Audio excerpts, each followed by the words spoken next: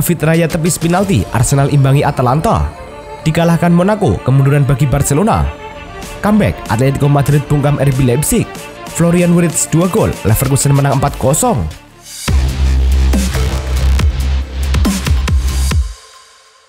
Halo Soccer Mania, kembali lagi di Blessing Soccer News. Kali ini kami sudah siapkan berita-berita terbaru seputar dunia sepak bola. Tentunya untuk kalian semua, selamat menyaksikan. Persib versus Port FC dalam matchday pertama babak penyisihan grup AFC Champions League 2 bermain di Jalak Harupat Kamis. Port FC tampil lebih dominan di babak pertama, namun skor 0-0 menutup babak pertama. Pada babak kedua, Port FC masih unggul dalam penguasaan bola. Baru di menit ke-90, mereka sukses menjebol tuan rumah. Willian yang berdiri bebas di kotak penalti dengan tenang striker Brazil itu menjebol gawang Kevin. Skor 1-0 bertahan hingga usai. Dengan hasil ini, Persib menempati urutan ketiga grup F, sedangkan Port FC berada di urutan 2 dengan 3 poin. FK Crvena Zvezda versus Benfica pada pertandingan fase grup Liga Champions UEFA yang digelar di Stadion Ratko Mitic. Benfica memulai dengan percaya diri dan unggul di menit ke-9 melalui gol Karem Aturkoglu. Dominasi Benfica berlanjut ketika Okrum Kokku mengadakan keunggulan pada menit ke-29 lewat tembakan keras dari luar kotak penalti. Tim tuan rumah baru berhasil mencetak gol balasan pada menit ke-86 melalui Joao Mendes setelah mendapat umpan dari Ndiaye. Dengan hasil ini, Benfica mengamankan 3 poin penting pertama mereka di fase grup Liga Champions.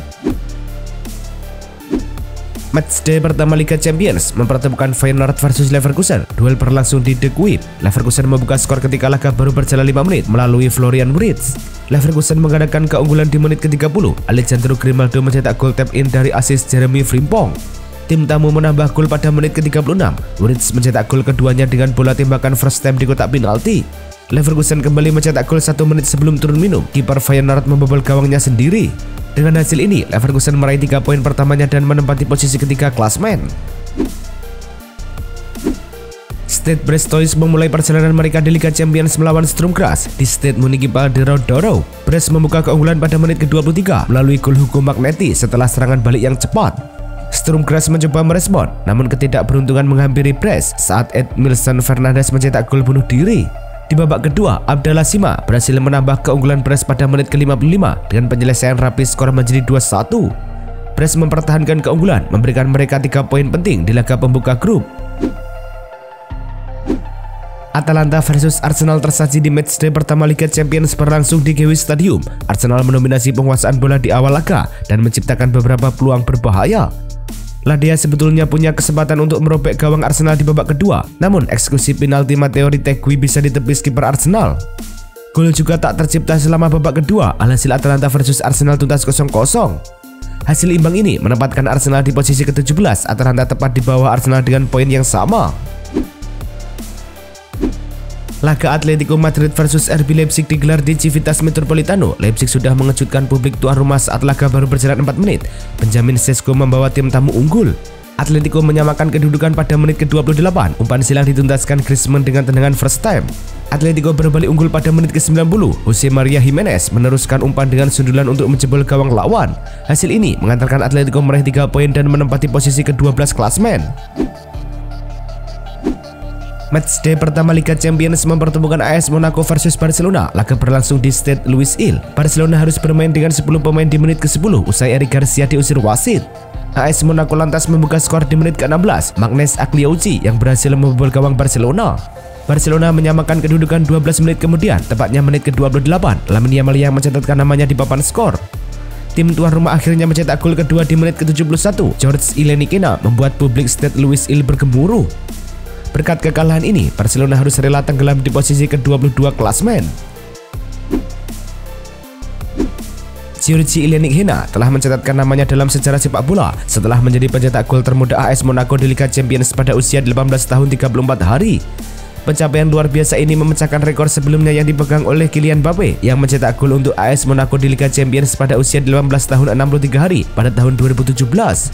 Ilenikina kini tidak hanya menunjukkan potensi besar sebagai pemain muda berbakat, tetapi juga menegaskan dirinya sebagai salah satu talenta muda paling menjanjikan dalam sepak bola Eropa.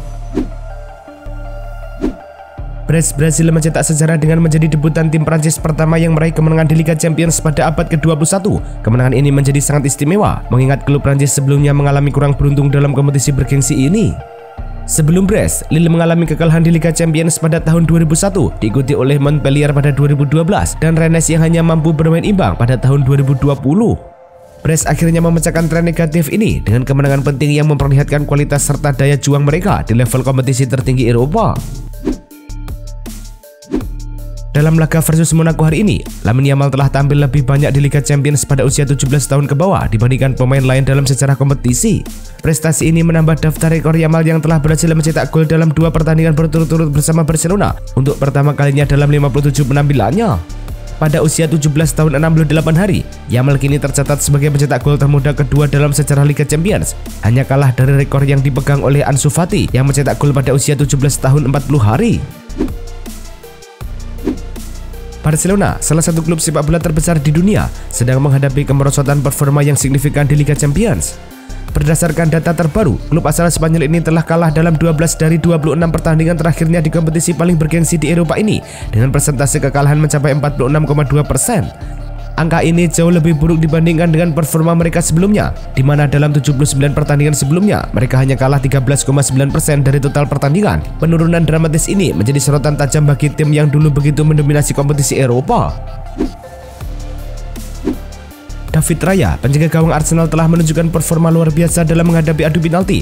Dari 8 penalti terakhir yang dihadapinya di semua kompetisi, Raya berhasil menyelamatkan 4 di antaranya. Statistik ini membuktikan betapa pentingnya kehadiran Raya dalam menjaga gawang Arsenal tetap aman di momen-momen kritis.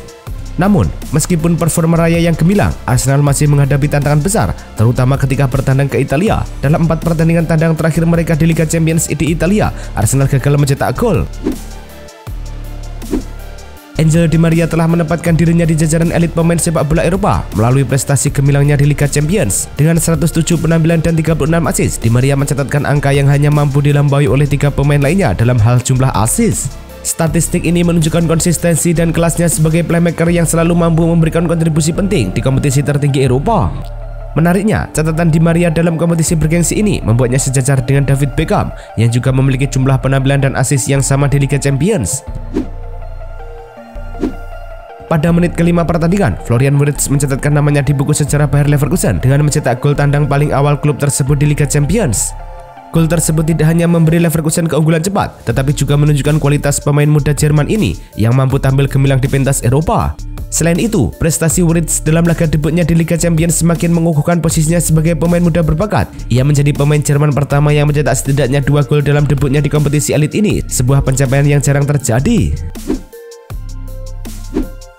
Atletico Madrid mencetak sejarah baru di UEFA Champions League dengan meraih kemenangan ke-6 secara berturut-turut di kandang setelah mengalahkan RB Leipzig 2-1.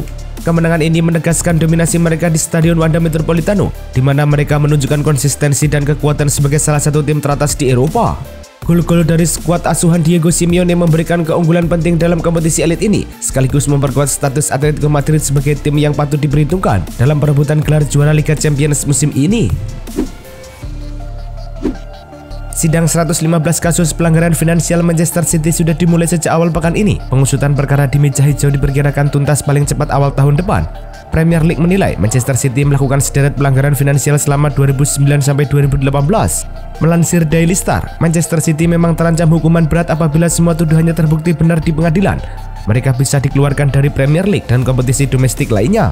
Tidak hanya itu, sanksi Manchester City juga dapat merembet ke ranah internasional. The Sky Blues dapat dicoret dari Liga Champions dan Piala Dunia antar klub.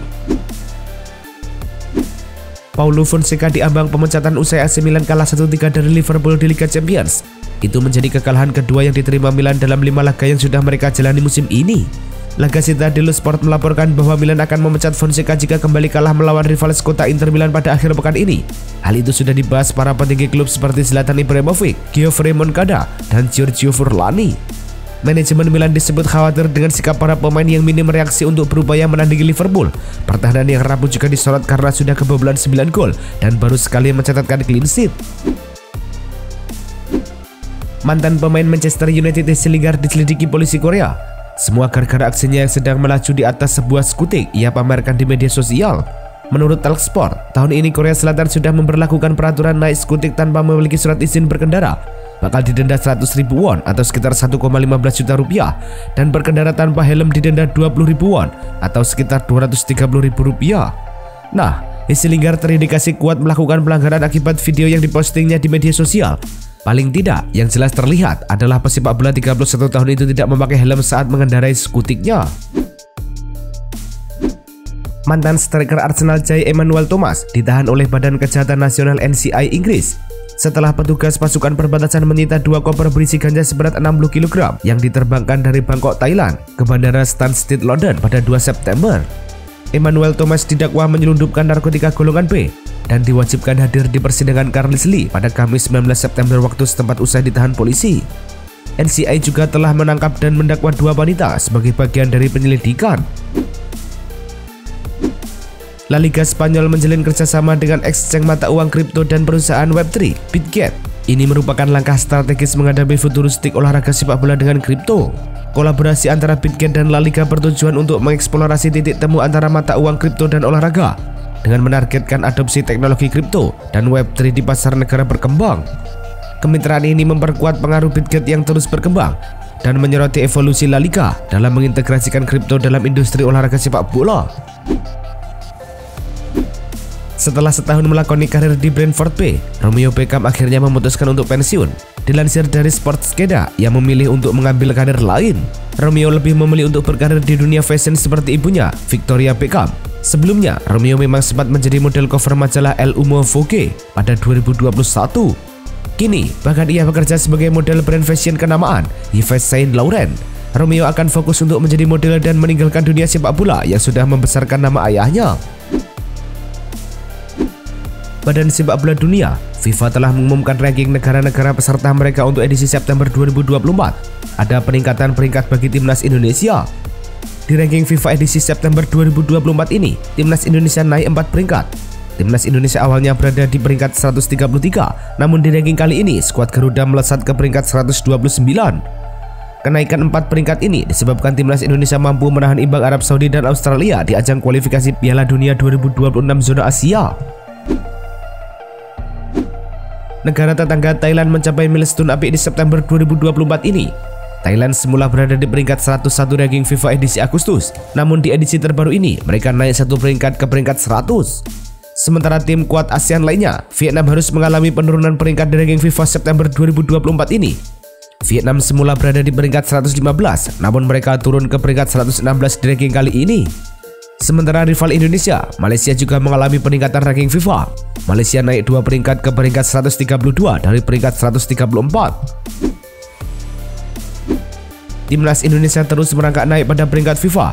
Keberhasilan ini merupakan dampak positif dari kesuksesan mengimbangi 2 raksasa Arab Saudi dan Australia pada ronde ketiga kualifikasi Piala Dunia 2026 zona Asia pada awal bulan ini.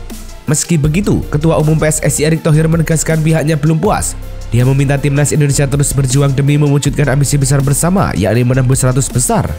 Ini menjadi bukti keseriusan kami untuk membawa Garuda terbang tinggi. Belum cukup, karena mimpi kami bisa membawa Garuda menembus 100 besar dunia, tutur Erick Thohir. Presiden FIFA Gianni Infantino akan meresmikan training center TC PSSI di Ibu Kota Negara Nusantara IKN, Kalimantan Timur. Kepastian itu disampaikan oleh Ketua Umum PSSI Erick Thohir. Erick mengatakan peresmian IKN akan digelar bulan depan. Rencananya, kata Erick Thohir, peresmian itu dilakukan pada 11 Oktober 2024. Pusat pelatihan PSSI di IKN akan menempati lahan seluas 34,5 hektar. Berdasarkan rencana, kompleks tersebut akan dilengkapi dengan 8 lapangan serta asrama yang mampu menampung 138 orang, termasuk pemain pelatih dan kepala pelatih. Itulah tadi kumpulan berita-berita terbaru dari kami. Simak terus berita-berita terbaru lainnya dan jangan lupa like, komen, dan juga subscribe.